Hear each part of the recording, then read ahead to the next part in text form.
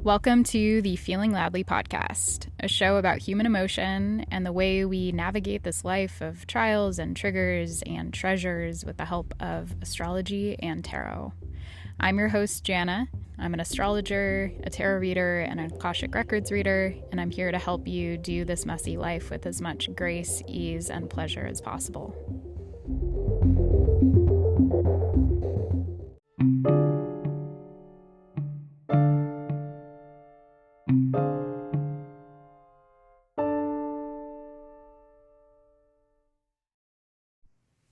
Hello, sweet and wonderful humans.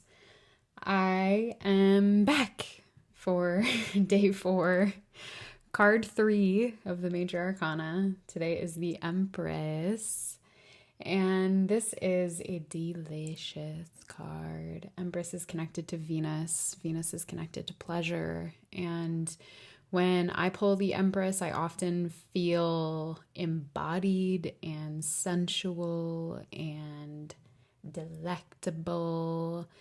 The Empress is pretty horny, to be honest, and that is something that I forget about until I really sit with this card and kind of get into the presence and the delight and deliciousness of this energy. And today, since we're doing anecdotes, and I realized after re-listening to yesterday's episode that if someone just kind of plopped into this series and started listening, they'd probably be really confused because I'm not doing a little preamble at the beginning of each one explaining that this isn't a teaching experience. I'm not like teaching you about the Major Arcana. I'm just sharing my experience of the journey that we're going through in this 22-day challenge. And so it's not really meant in any way to teach you about the Major Arcana. It's just kind of an intuitive plug in. And because for those of you who have not listened to the prior episodes, and especially episode 1, because we're doing this as a group container, and there's a cohort of us who are going through the majors one by one each day from the Fool to the World and experiencing them intuitively. We're not looking up the meanings. We're not even, at least to the best of our ability, we're not trying to count on our own pre-existing understanding of the card and the archetype. So we're kind of going back to basics and tuning in with ourselves and with our bodies. And that in itself is Empress work. And I say work, but the word work shouldn't really exist in this context. It's like that's Empress delight. That's Empress pleasure. That's Empress play.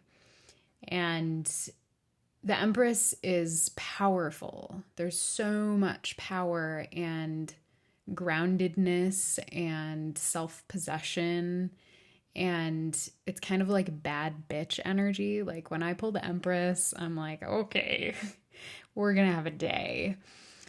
And not in like a Queen of Wands kind of way where it's like super fiery. It's like I can move through the day feeling my body, feeling my desires, engaging in like I'm taking care of stuff. I'm kind of just on my shit, and I feel like I'm in my flow when I get into this energy. And when I woke up this morning, I felt that. I took a little longer getting ready. I put on an outfit that made me feel sexy, and I just felt good. I felt good, and I enjoyed taking it at my own pace and kind of tuning into what I wanted as opposed to tuning into what my brain was telling me was the right answer. It was very much like a body first. Listen to my body. And I published a poem last night that was sort of High Priestess and sort of Empress, actually, now that I think about it. And I want to actually read it because that's what my body's telling me to do. So let's go ahead and read it. So it's called Your Body's an Oracle. How the pearls of sweat on your forehead sing of your ancestors, bent over rakes in sun-worn boots and faded jeans. How the curve of your lips keeps the embers of forbidden love dancing on your tongue like pop rocks each faded July. How the ache in your back keeps the secrets of your sacred dawn when you furrow brow and sigh and count to 10. And so I share this because now that I reread it, I realize I was already empressing. And I think the message around the body being an oracle is both high priestess and empress. The high priestess can feel very connected to spirit and intuition, but the empress is someone who is out there deeply living. And not that the high priestess isn't, but the empress is receiving insights and has grown from this place of high priestess awareness and insight and wisdom, and is like, and now, like, I want the pleasure. Now I want to kind of move out of this space and receive. And I'm not just receiving messages from the divine, I'm receiving. And so maybe you catch my drift. But anyway, that brings me into my point. The Empress is horny. And when I was sitting with this card today and holding the Empress in my hand, I felt so turned on. And the prompt of the day was, what do you need? And I was like, I need to get laid. Like, that was ultimately the message that came through. I'm not even kidding. And there were other things that were more kind of like serious and like insightful, but ultimately it brought me to like, I need to get laid, but not just in the strict sense of like having sex, but like I need pleasure. I need to receive. I need to receive. And before I connected with the card today, I was actually like going about my morning, and I had read something that another reader had posted on Threads last night. I will drop a link. I think their username is Keisha the Oracle, or Keisha the Oracle. Yeah, so anyway, I will drop in there, but it was about how they asked their ancestors to fix their money problems as they were stirring their coffee. They're like, I'm just going to like be here and I'm going to stir my coffee and my ancestors are going to fix my money problems. And in the span of like 20 minutes or something, they got $800 in bookings after deciding to reopen a certain service or something. I'm paraphrasing big time here, but it was incredible and it inspired me to do something similar today. And I was like, you know what? I'm going to light my Empress candle and allow it to burn all the way down today. I'm going to put on my rose quartz earrings. I'm going to put on my favorite lipstick. I'm going to put extra cinnamon in my coffee. And as I stir my coffee, I'm going to ask that my ancestors fix my money problems and send some love my way. And that's coming off of feeling that hesitation and sort of like a little embarrassment, I guess, that from yesterday over like how much I desired to have this love story. And I got a lot more insight on that last night that I'm not going to share today, but maybe something will appear later in the podcast along this journey about it. Anyway, so I was feeling some kind of embarrassment, I guess, over that. Not oversharing it, but like within myself. I was like, oh, this is like almost embarrassing me that I'm wanting this so much. But at the same time, it was like, fuck no. Like when the Empress came along today, it was like, fuck no. Like, yes. Like your desire is truth. And your desire itself is need. Pleasure is a need. Pleasure is not frivolous. Neither is beauty. Neither is romance. Neither is sensuality. All of that stuff is fundamental to life on earth. And my little share along with the podcast art on Instagram today is just the phrase, pleasure is the point. And that jogged in my brain, or jogged my memory, because I had two songs that I decided to receive as my messages today. The first one was That's Just the Way Love Goes by Janet Jackson. And if you've never seen that music video, you should definitely go watch that music video because it is the epitome of pleasure. It's 90s aesthetic, sitting around with friends around like this cool room and like sofas, and everyone's dressed really cool and hot. and they put on one of Janet's songs, That's the Way Love Goes. But there's this like little prelude before where they're just hanging out in this cool room, like no cell phones because people didn't fuck with cell phones in like 1993. And they're just relaxing and hanging out. And someone commented, I think it's like the first comment on YouTube, like, oh, I miss the days when people just hang out like this. And my God, it got me thinking about that too. Like growing up pre-cell phones and pre-social media, at least for the bulk of my childhood and adolescence, was such a gift. And being able to come up with the weirdest ways to spend our time. My friends and I would go to the mall and like sit in the chairs and just talk because we wanted a space to just like be free and hang out and feel like adults in high school. And we would go to Target and sit on the bean bags and just talk. And we would spend hours laying around in each other's rooms listening to albums front to back. I have so many fond and sweet memories of listening to Transatlanticism by Death Cab, listening to the Postal Service Give Up from front to back and singing the lyrics with my friends. And we were all just laying on the bed, looking up, talking about our lives. And there was such a presence, that like I'm getting choked up as I think about it, because that in itself, like that presence with pleasure, that presence with what we wanted. We wanted to listen to music that we all loved, that we all knew the lyrics to. We wanted to go get ice cream after. We wanted to go get Panda Express, and we would walk from our friend's house like a mile and a half to go get Panda Express and then go get ice cream later at Baskin Robbins. And I grew up in like a little beach town, and so we would often spend the whole day at the beach, and then we would go back to someone's house, and this is like during the summer.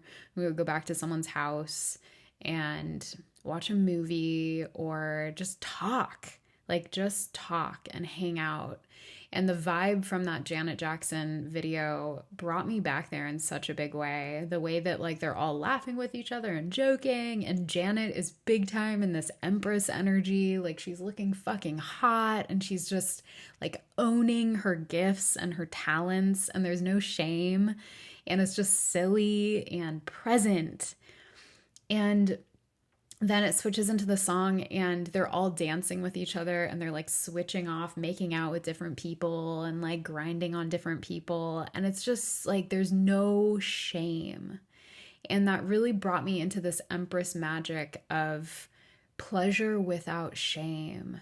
Pleasure without shame. And that's something that's touchy for me because I was raised Christian. I'm not at all religious anymore, but I was raised Christian, and there's so much programming and slut shaming and body shaming. And I have sexual trauma. And so there's this extra element of discomfort in my body related to pleasure. And it's something I've explored in different ways, throughout my conscious life. But it's an ever unpacking mystery, how we can come closer to our pleasure and how we can allow ourselves to receive without shame. And I just am feeling this so much today, and all of the messages, again, the prompt in our email, and I wrote all of these emails, right? Like I'm orchestrating this, but I've forgotten them already because I wrote them all out and just like intuited prompts like for all 22 emails in one night. And so I have no idea what these prompts are. So I get to experience them anew too, which is really cool, as well as the intuitive exercises. And so when I saw, what do I need? First, the answer I actually got was wholeness. I need to feel whole.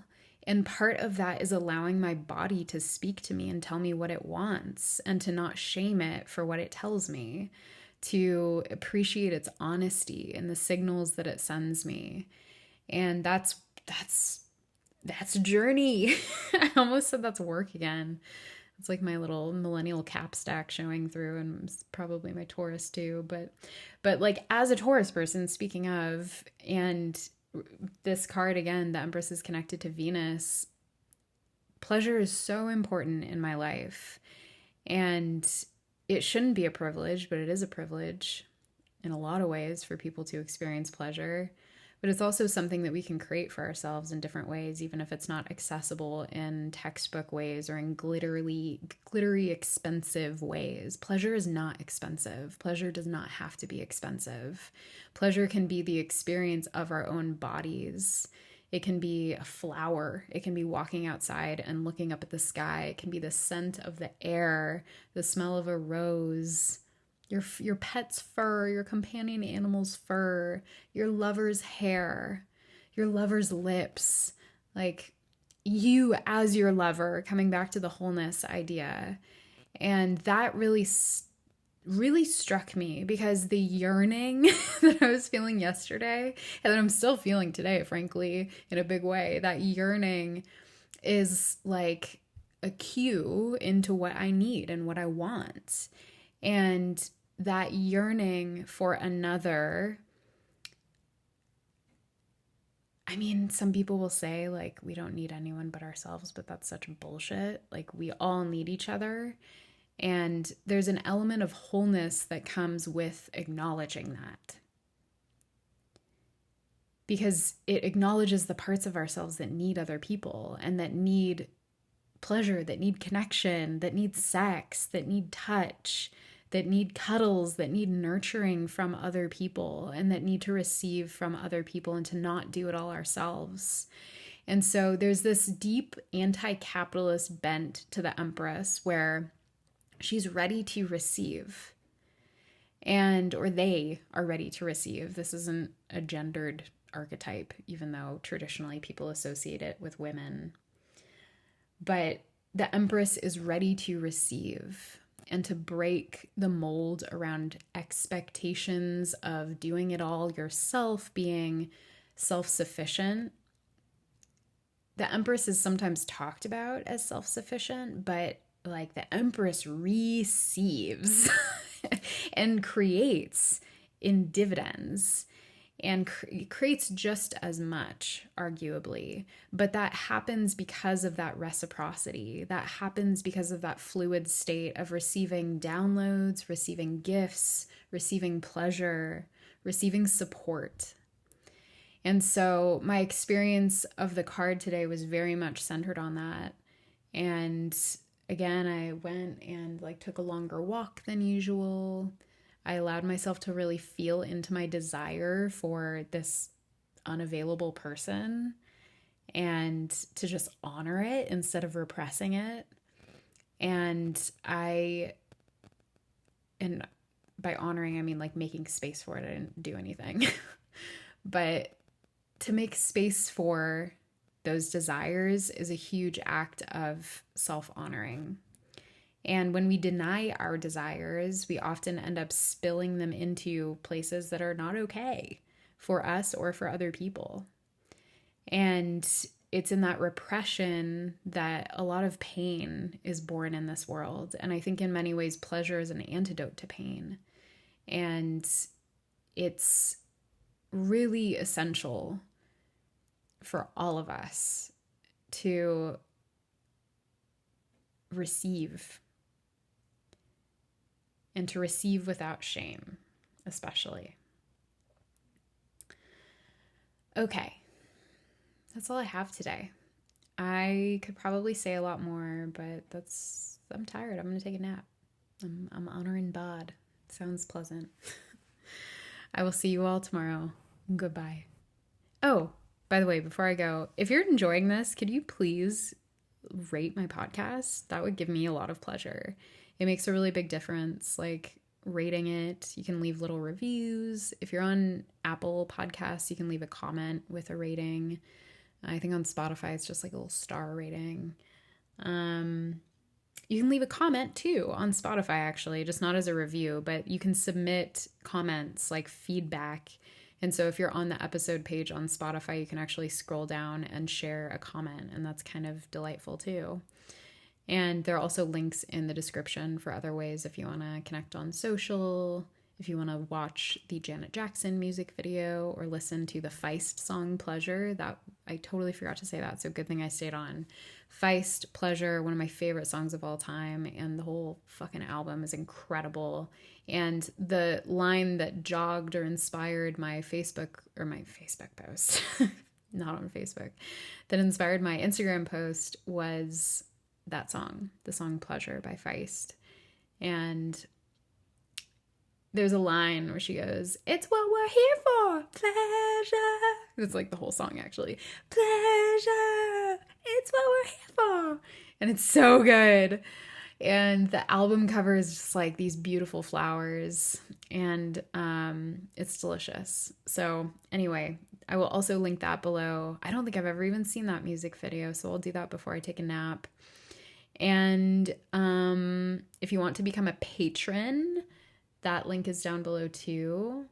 And there's a lot of goodies coming up in Patreon. If you want to join my Discord where we chit chat, and if you want to book a reading, all that stuff, all of it. Much of it is free. Some of it is not. All of it is pleasureful. I will leave you there. I love you. Bye.